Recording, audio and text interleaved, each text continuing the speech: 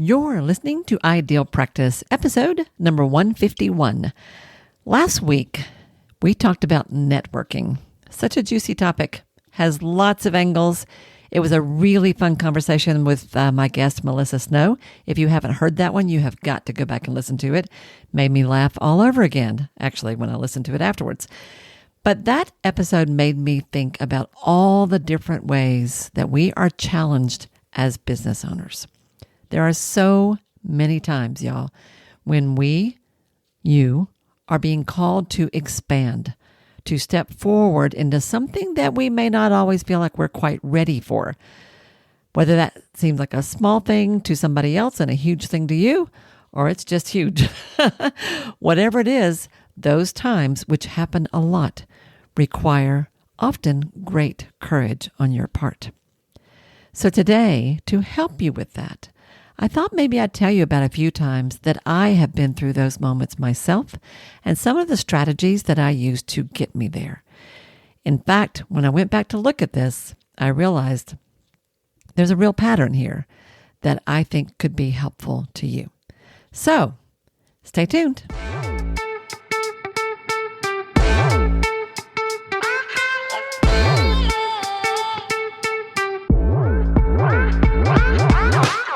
Hi, I'm Wendy Pitts-Reeves, and with over 2 decades of experience in the private practice world, I've built my 6-figure business while learning a lot of lessons the hard way.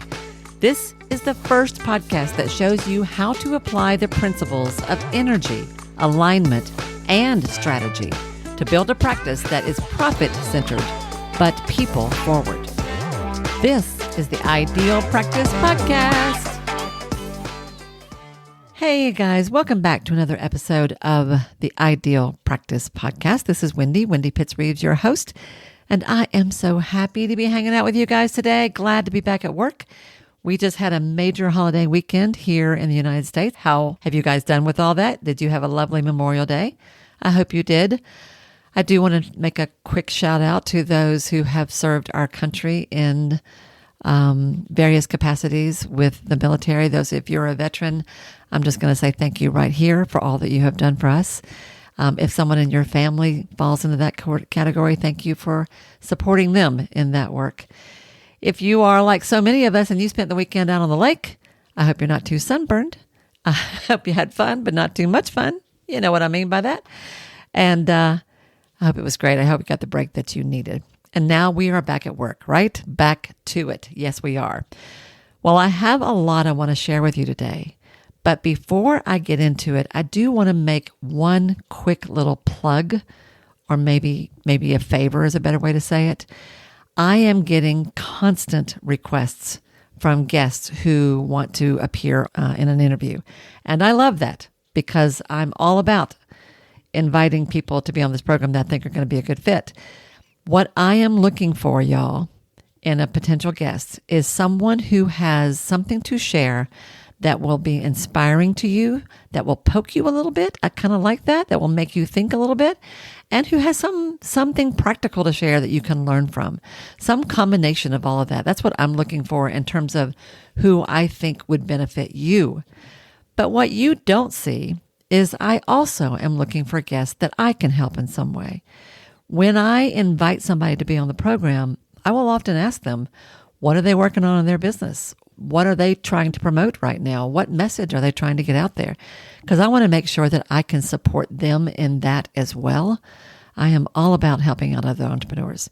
So when I am figuring out who's a good fit for the program, I'm looking at both of those issues. Who is a guest that I think I can help? And who is a guest that I think will help you?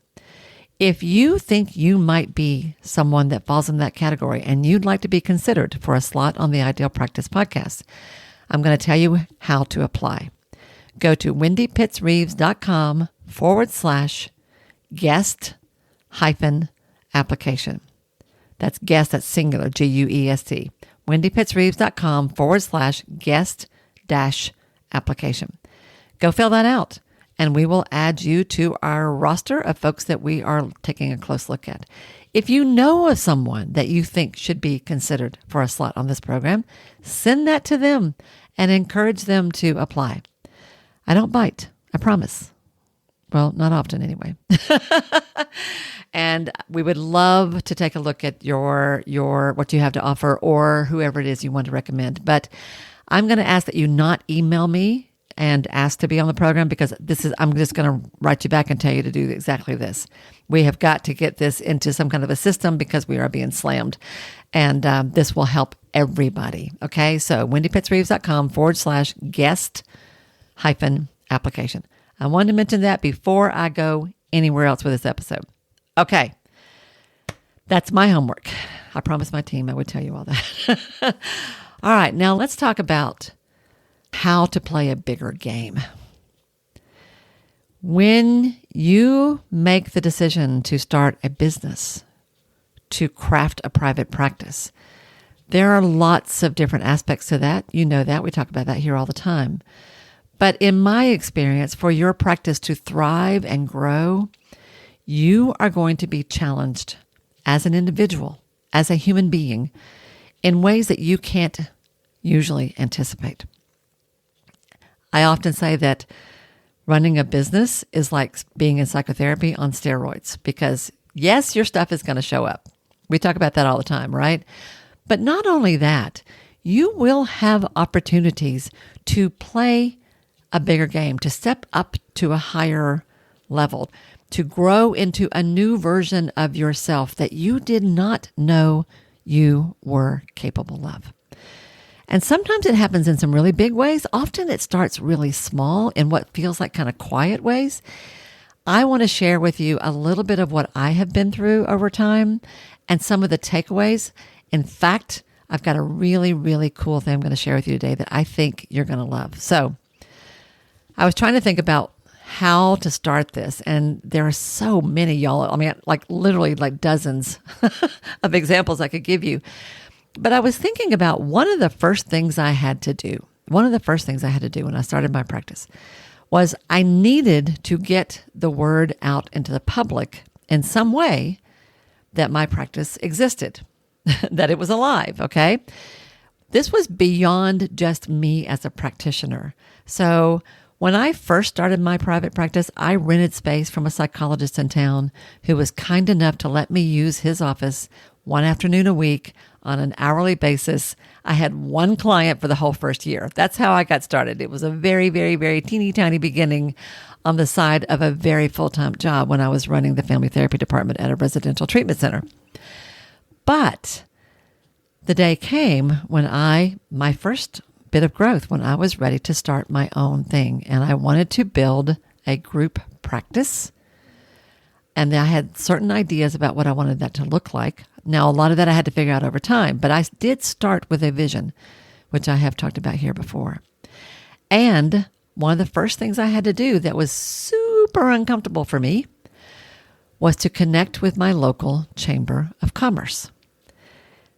That is the organization. It's a nonprofit that is in most cities that is kind of like the business heartbeat of your community. Lots of important functions happen through your Chamber of Commerce. And I have mixed feelings about the Chamber, y'all.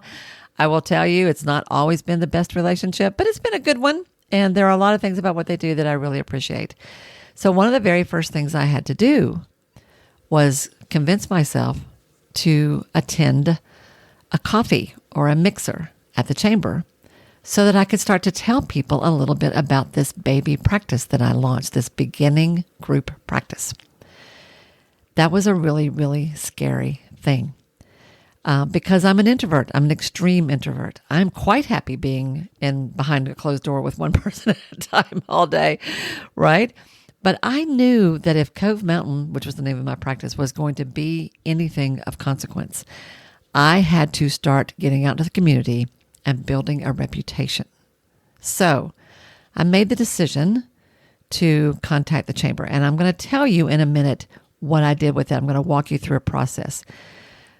But before I get into that, let's just talk about why this is important at all. Y'all, a lot of you, not all of you, there are exceptions to this, of course, but a lot of us really do kind of tend towards the introvert end of the spectrum. It is a spectrum. If you've ever done the Myers-Briggs inventory, you can be, all the way on one end or the other, introvert versus extrovert, or a lot of folks are somewhere in the middle. But in my experience, a lot of people who are drawn to the healing arts tend to be on the introverted end of things, meaning we like smaller groups, deeper conversations. We are not so much for big crowds, and small talk tends to wear us out. Now, I'm definitely speaking of myself here. If you don't relate to this, great. Then some of what I'm going to share here is easier for you, but it wasn't for me. But if you are like this, then it's very, very, very easy, y'all, for us to just hide in our offices and pray that somehow things just kind of work out. It just kind of happens.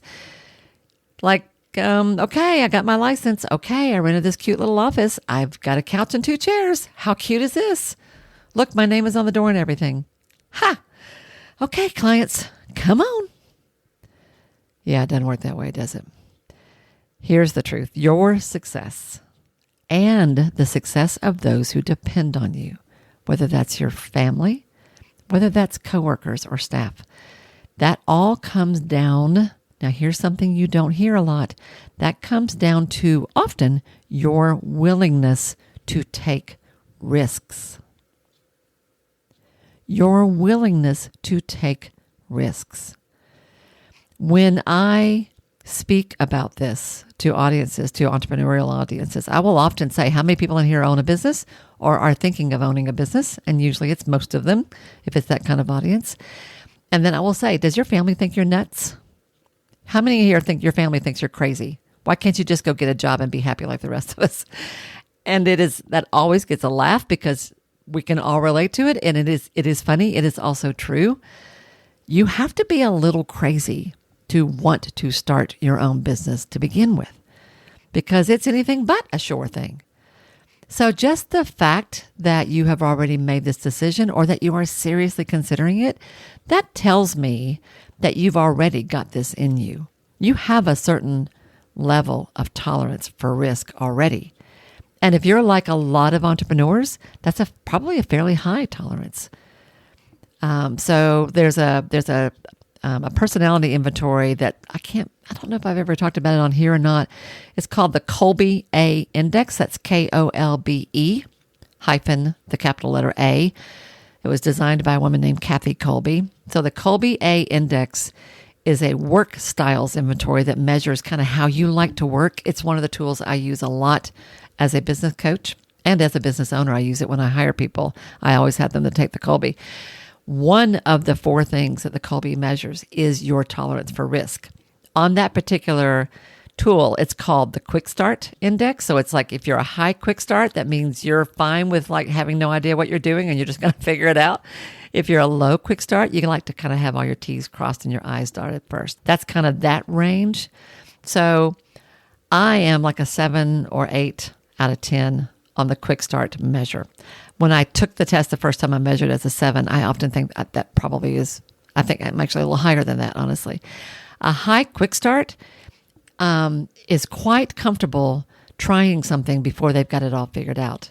The joke is that they're the ones who are building the plane while they're flying it. And good Lord, that describes me in 1,000 ways. A low quick start is going to make fewer mistakes because they're much more careful. They're much more methodical. They're much more comfortable having things figured out before they try things. Neither one of those is right or wrong or good or bad. They both have their place and they balance each other out really well. But if you're going to run a successful practice and you want your business to grow, even if it's just you, but you want to reach higher levels of income, of impact, or you just want to have more fun and more freedom, you will have to take chances. And your tolerance for risk is a big part of that. The thing is, y'all, running a successful private practice that is alive and healthy and evolving doesn't stop with a cute office and a Psych Today profile. It's so much more than that. So I'm going to share some things with you today. I want to just invite you really quick before I get into how we're going to handle this. If you're loving this and you like this program and you're enjoying the content that I bring to you here, I would love it if you'd become a supporter of the show. A bare minimum way to do that is just follow it, to click the follow button on your whatever podcast app that you're using. But an even better way, you can actually, if you would like, for those of you who want to support me in an extra way, there is a place at the bottom of the show notes that says support the show. You can click on that and you can actually make a small monthly donation. I mean, $3, whatever feels right to you. That is more symbolic than anything. But if you would like to do that just to show me that you're here with me, that would be lovely. I would certainly welcome that. I don't think I have ever mentioned that. I've had that on there for a while, but I don't talk about it. But I just thought I'd mention that just in case there's someone who would kind of like to show their support in some way. That's a good way to do it. Now let's talk about this whole concept of taking risks, playing a bigger game, and growing your practice. So there's a certain reality to this. Number one, unless you are 100% virtual, and I do know there are therapists and healers out there who do that. Unless you are 100% virtual and your audience is nationwide and you actually don't do a lot of business at the local level, at some point you're going to physically have to get out of your office. And I want you to recognize that you are the one who builds your reputation. You are the one. You are the face of your business. This is the second point I want to make. When I started Cove Mountain, it was very important to me that I got to craft the narrative that was told about our practice. I had a certain belief about what that practice meant, how it was going to run, what it stood for, what we brought to the community, and I wanted to get that out there using my words, my narrative. I wanted to control that. And I did that in all kinds of ways. You want to be known. I was saying this to a coaching client. I've had several coaching consults lately, and I was talking to actually a couple of new folks who were just getting their practice going, like within the last 6 months or so. And I know I said this to one of them. I can't remember if I said it to the other, but I found myself saying, you want to be known for something. You want your practice to stand for something. This is what I mean by being the one who builds your reputation. And to do that, y'all, you can't hide. You cannot shrink. You cannot tuck yourself in behind your computer monitor or, in your office, in your consult room and control that narrative and build that brand and establish your connection to your community. You're not going to be able to do that. You got to get out there. And in the digital world that we all live and work in today, honestly, I feel like making in-person connections with people is more important than ever. We talked about that a lot last week on episode 150 about networking. So I won't go back over that, but there's no time like the present to find ways to put yourself out there and to try something bigger, something. And if you find yourself thinking, well, before I get ahead of myself, let me just walk you through kind of how I do this thing. So a few years ago, I was asked to speak to a group of entrepreneurs in Dublin, Ireland. And gosh, that was fun. It was a group called Entrepreneurs Anonymous, which the name alone cracked me up. And when I got there, what it turned out to be was about 100 people or so in a space that wasn't meant to hold that many people. And they were entrepreneurs of all types and stripes, men, women, all different ages, and from several different countries. It was really one of the most eclectic audiences I've ever spoken to. And man, that was really, really fun. And when I asked them what they wanted me to talk about, they said, we just kind of want to hear how you've done what you've done. You just teach us how you've done what you've done. And so that got me to thinking, how have I done what I've done? And the process I went through over the next several weeks as I was preparing for that is what I want to share with you today. What I realized was that every big thing I've ever done in my life, and which started, y'all, with joining the chamber, or actually not, honestly, there's things before that, but for our purposes today, I'll start with that. Every big thing I've ever done, when I started really looking at it, there were certain patterns that I realized I went through. I always did this first, and then I did that. And you know what? Then I did this thing, which actually was a little different from what most people would do. And that pushed me to do this thing. And before you knew it, I had done that thing. And what I realized was that there was a very distinct pattern to how I have approached anything that felt bigger than me, any opportunity that felt like it was calling me forward, anything that I either came up with or that was presented to me that I really wanted to try but felt big and scary. This is what I did, and I want to share this with you today. It's called the Courage to Confidence Success Cycle. The Courage to Confidence, or C2C. My business, the official legal name of my business, y'all, is C2C Consulting. That's the letter C, the number 2, the letter C. C2C Consulting. Nobody knows what that stands for. That stands for Courage to Confidence. Because what I have found is that most of the people I work with are already brave. You are already courageous, or you wouldn't have ever started to practice to begin with. And you wouldn't be considering it if you haven't, but you're still thinking about it. You wouldn't be here if you weren't already brave, already courageous. But to own that courage and to turn it into confidence, you have to sort of live through the process of playing a bigger game, of stepping up and going after the bigger things that you want. So that is what I call the C2C success cycle. And what I want to do is I want to walk you through this process, show you just a quick example of one way that I've used this.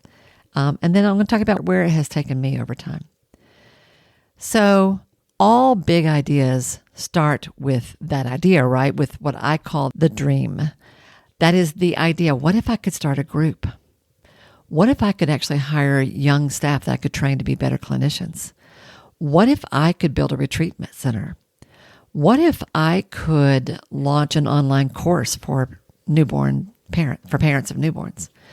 What if I could get my certification in that incredible method that feels a little daunting to me, but I really, really, really love? What if I could make the break from insurance and go to a self-pay only practice? What if I could supplement my income with speaking? You see what I'm saying? Like it could be all kinds of things, whatever it is. You have an idea, a dream of something you want to accomplish. So for the purpose of this, I'm going to use my chamber example just as something to kind of plug this into, because this was a little one, and then I'll tell you about where that went over time. So the little one was that initial dream was I wanted to start a group practice. And in that practice, I very, very specifically wanted to support women business owners. Yes, I have a bias here. I'll own it. Nothing against the good men in my life, of which there are plenty. But at the time I was starting my practice, which is in the early 90s, there were not a lot of opportunities or examples of women-owned businesses that I could see. So from the beginning, I wanted to support that. So my dream was to create a group practice that supported women business owners. That was my dream. The second step to that was I had to make a decision. I had to make a decision about the action step I was going to take to begin to move that dream forward. Now, there were lots of those. Of course, there were lots of those. But for the sake of this conversation, let's use the chamber. If I wanted to build a practice that supported women as business owners, then one of the first things the decision I made was that I needed to show up in the business community in my town as a business owner to begin to promote this. And where did I say that was? That was the chamber. So my decision was I need to join the chamber and I need to get involved there. I had never done anything like that in my life, y'all. We're talking fish out of water here. I had a dream about building this practice. I made a decision. I got to get connected with the local business community. Notice I didn't say the local mental health community or the local hospital. All of that came later. But I was growing a business. I needed to know other business owners and I needed to show up as a business in my community. So I made that decision. The third step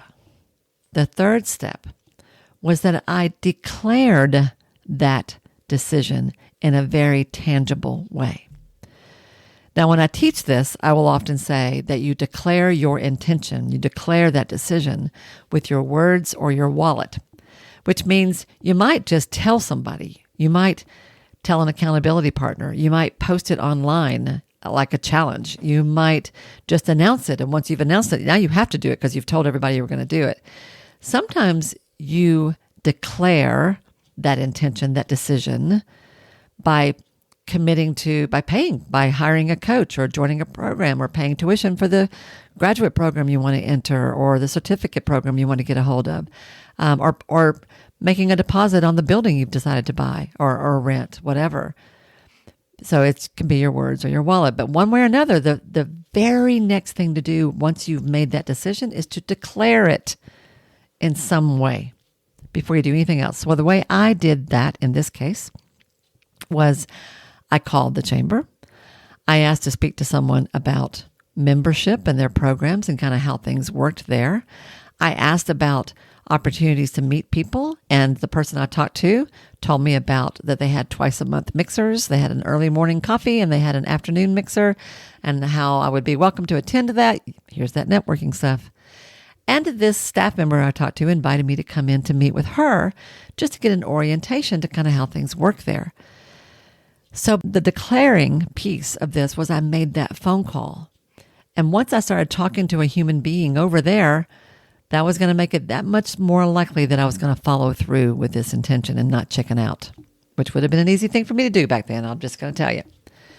So my dream was about building this practice. I made a decision that I needed to connect with the local business community in order to begin building a reputation for that practice.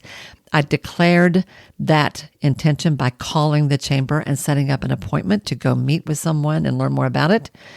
And then the next step is to design what you're going to do. So in this circumstance, what that meant was like, okay, I'm going to get involved with the chamber. What does that look like? How am I going to do this? Well, the first thing I did was identify a couple of programs there that I planned to attend. There were a couple of lectures, lectures, in-person like seminars that they would offer, which were helpful to me because I had a lot to learn at that point. They are also those twice a month mixers and coffees.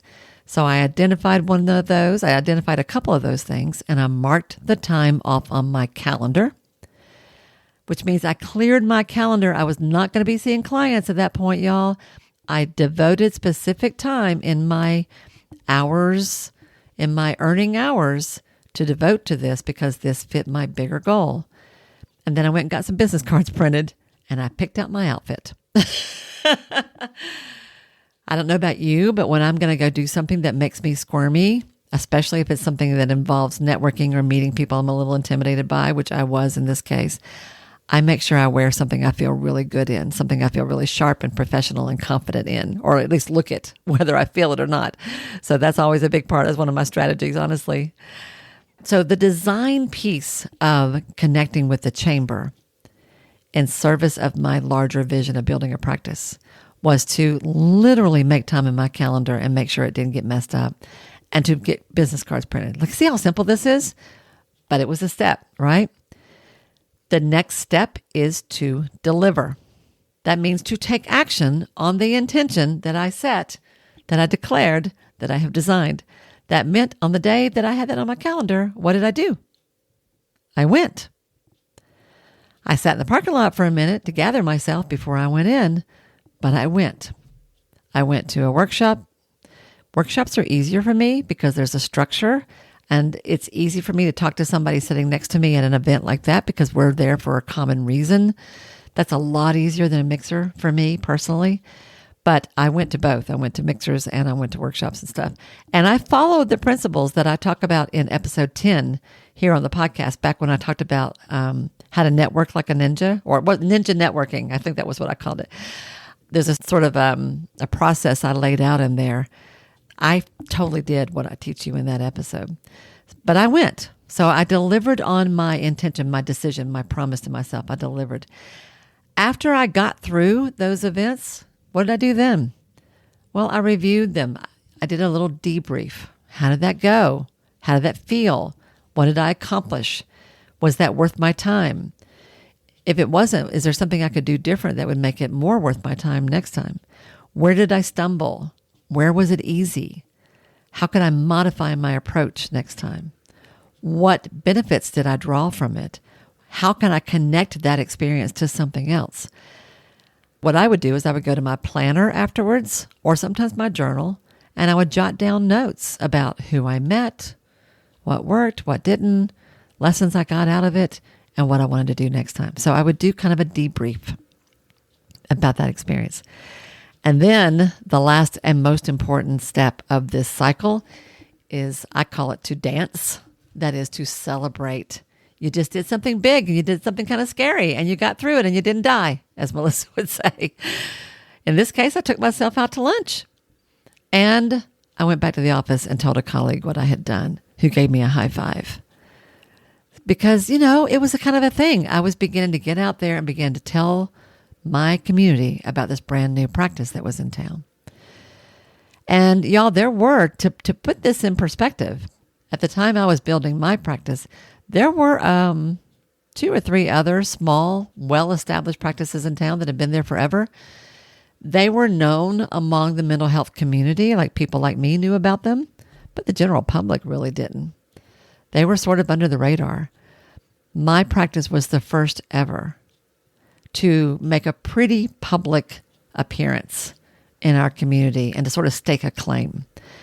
Now, these days, that's changing. There are lots and lots of practices coming online. There's lots of young folks moving into town and setting up their own thing, which makes me really happy. I love to see that. My community is growing quite a bit, actually. But at the time, this was kind of a radical thing to do what I was doing. People didn't go around promoting counseling practices. That was kind of unusual, right? But let me review for you the Courage to Confidence Success cycle.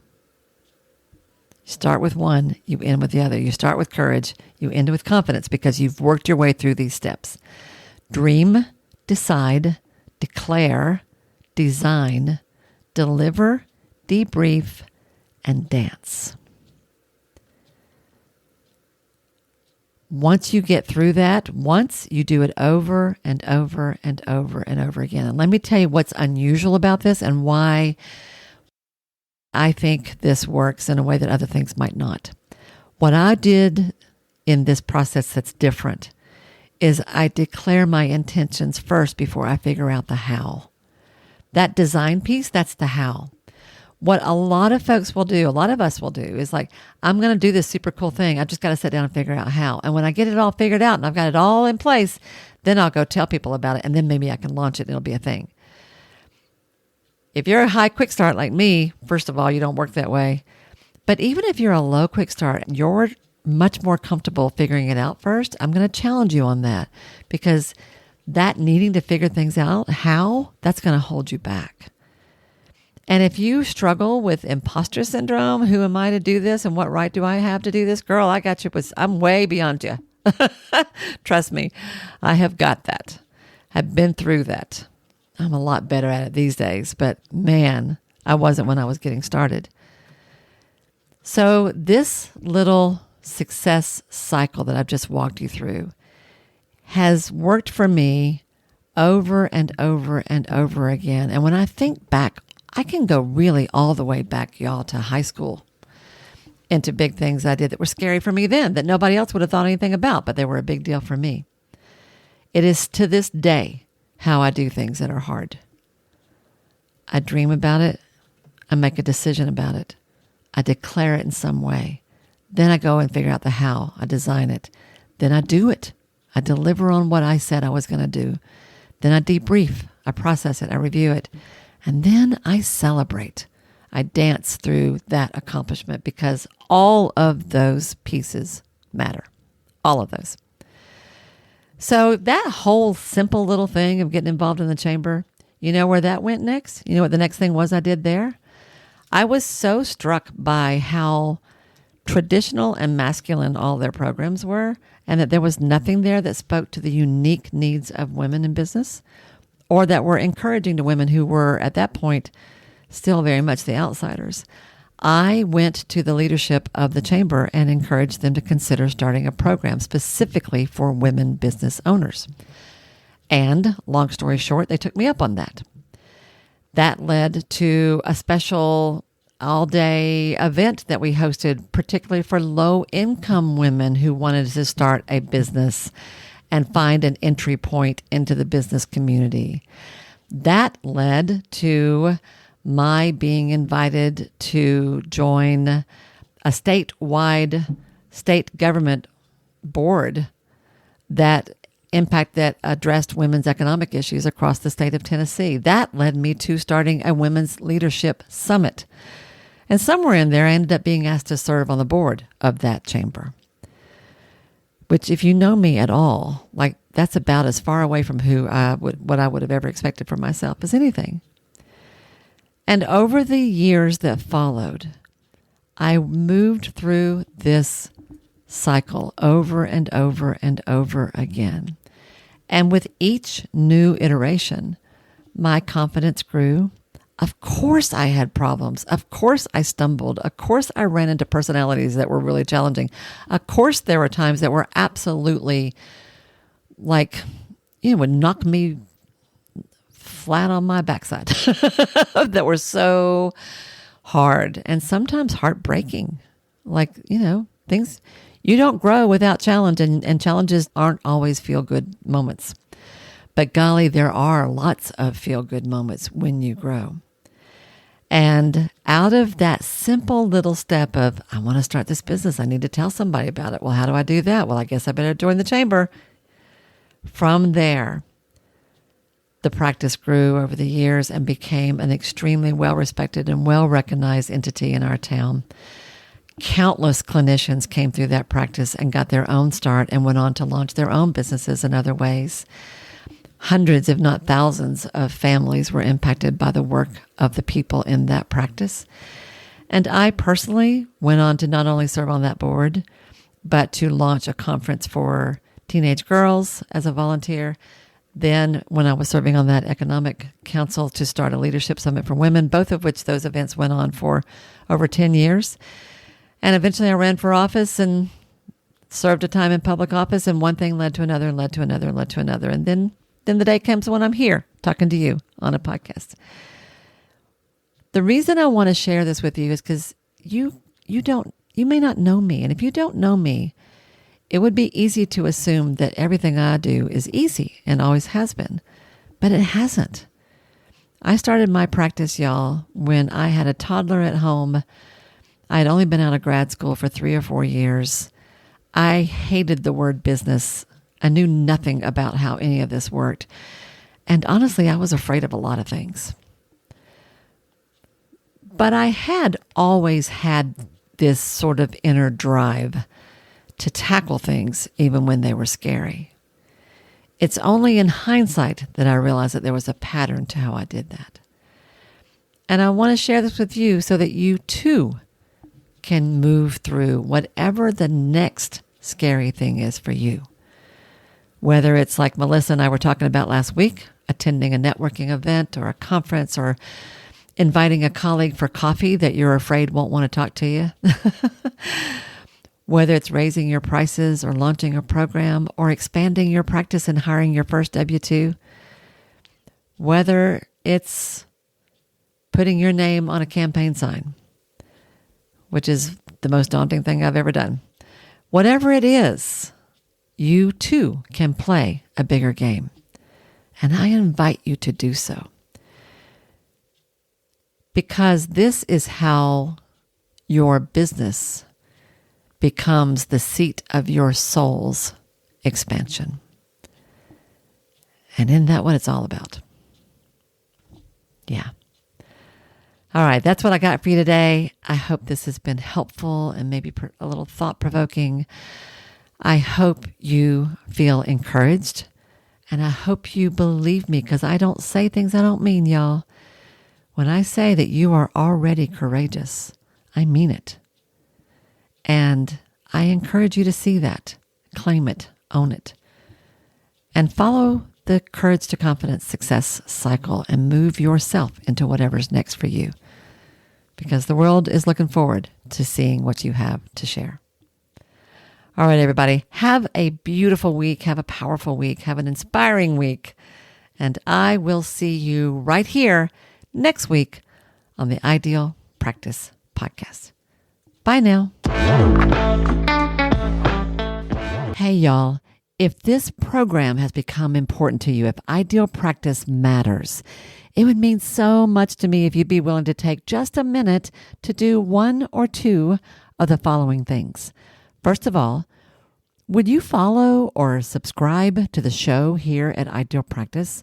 Following me helps you because you'll never miss an episode, but it helps me as well for all kinds of reasons. To do that, all you have to do is go to the show page for Ideal Practice on Apple Podcasts or Spotify or wherever you listen to podcasts. There, just click on the plus sign that you'll usually find in the top right-hand corner, or click on the word follow that you're going to find somewhere there on that page. Of all the things, this really is the most important thing you can do for the podcast itself. While you're there, it would be extra special if you would be willing to give me a 5-star rating, and even better than that, a review with your own words. Your words matter. And when you write what you feel, what you think, you uplift and encourage others. And I love that. If you want to go a step further than that, take your favorite episode or two, one of the ones that has meant a lot to you, and share it with a friend. Could you do one or two of those things for me? I promise I will love you forever. You guys matter to me, and I value your support more than I can possibly say. Thank you, sweet friend, for anything you can do to help me out and support the show. I'll see you again soon.